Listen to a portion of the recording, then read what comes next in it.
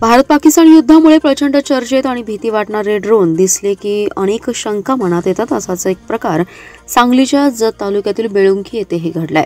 Drone पडल्याची माहिती मिळताच सुरुवातीस शासनाचीही चांगली तारांबळ उडाली, परंतु प्रत्यक्षात जाऊन पाहणी केली असता हा ड्रोन साध्या स्वरूपाचा असल्याचं निदर्शनास आलंय। तो मेड इन चायना कंपनीचा आहे। प्रशासनाने तो ताब्यात घेतला असून त्याचा तपासही करण्यात येतोय।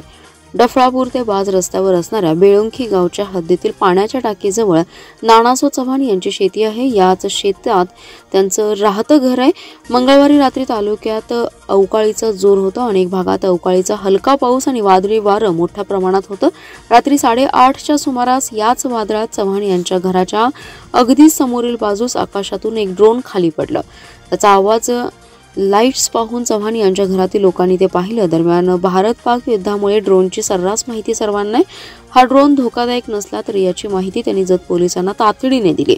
घटनेचं गांभीर्य ओळखून पोलीस निरीक्षक संदीप कोळेकर, तहसीलदार प्रवीण धारणेकर यांच्यासह पोलीस आणि महसुलाच्या अधिकाऱ्यांनी घटनास्थळी जाऊन तो ड्रोन ताब्यात घेतला। हा ड्रोन लग्न समारंभ, विविध कार्यक्रम यासाठी वापरण्यात येतो असाच प्रकारचा आहे, परंतु तो मेड इन चायना असल्याने याची मोठी उत्सुकता सगळ्यांनाच लागली आहे। प्रशासनाने हा ड्रोन ताब्यात घेऊन त्याचा पुढील तपास सुरू केलाय।